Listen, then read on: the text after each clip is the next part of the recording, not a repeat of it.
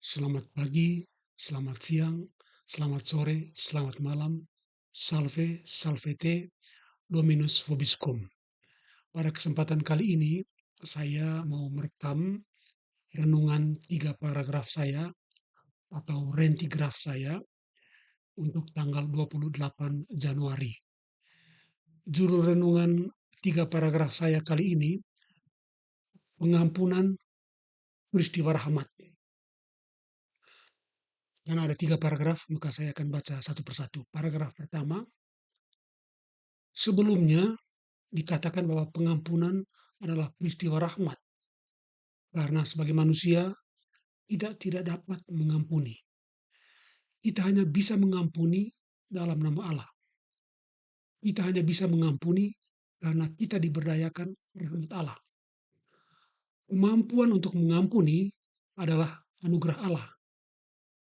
Hanya rahmat dan kasih karunia Allah yang memungkinkan kita bisa mengampuni.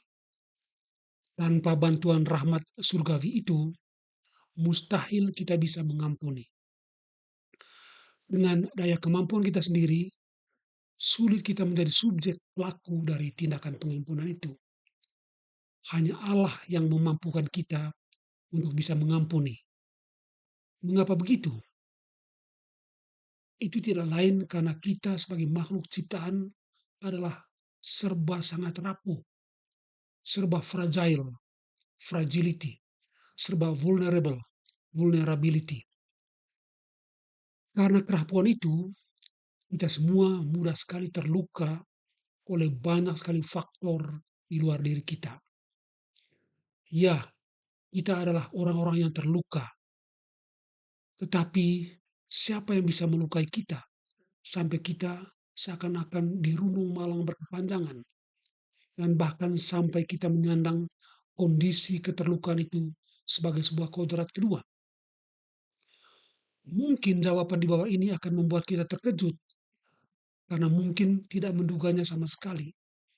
Ya, celakanya ternyata orang yang melukai kita bukanlah orang jauh, bukan orang yang tidak kita kenal, bukan orang asing, melainkan orang yang bisa dan mungkin tega melukai kita ialah justru orang yang kita cintai dan mencintai kita.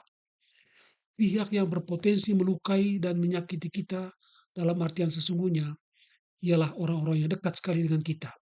Orang yang mungkin tidak pernah kita duga bakal menyakiti kita. Tetapi yang terjadi, ya seperti itu. Paragraf kedua.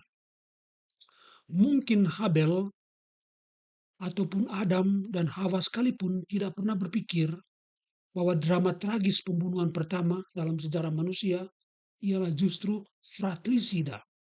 Saudara frater membunuh sida, saudara frater. Kain membunuh Habel. Ya, begitulah faktanya. Itu yang terjadi. Manakala kita merasa ditolak, ditinggalkan, didiamkan, tidak dianggap, dilecehkan, dimanipulasi, ataupun dilanggar, di sanalah kita terluka, dilanda duka lara. Semuanya bisa dilakukan oleh orang-orang yang paling dekat dengan kita. Orang tua kita, sahabat kita, bahkan pasangan kita, orang-orang yang kita cintai, anak-anak kita, tetangga kita, guru-guru kita, atau bahkan juga para gembala, para imam kita dalam relasi umat dan imam.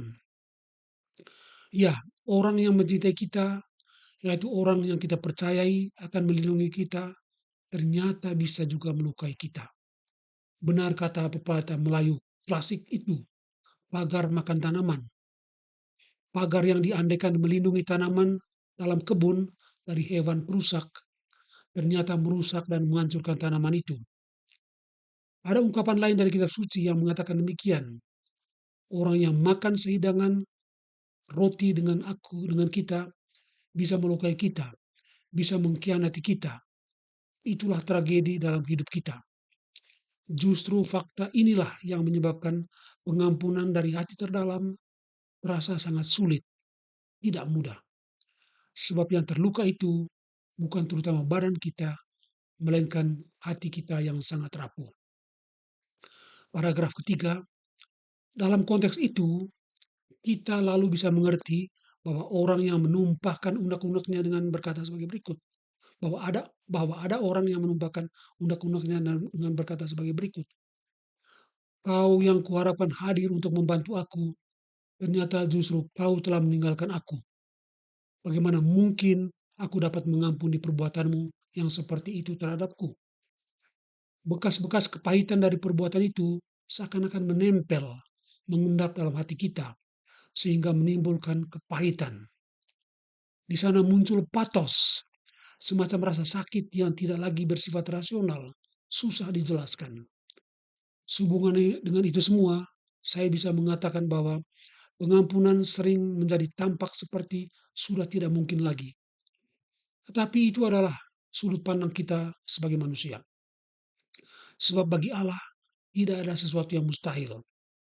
Allah yang berdiam dalam diri kita akan memberi kita rahmat dan kekuatan untuk dapat melampaui diri dan hati kita yang sudah terluka. Mungkin sudah lama dan tidak sembuh-sembuh karena tertimpa banyak luka. Berkat curahan rahmat itu, kita akhirnya bisa berkata, dalam nama Allah, engkau diampuni. Memang pengampunan itu adalah peristiwa rahmat.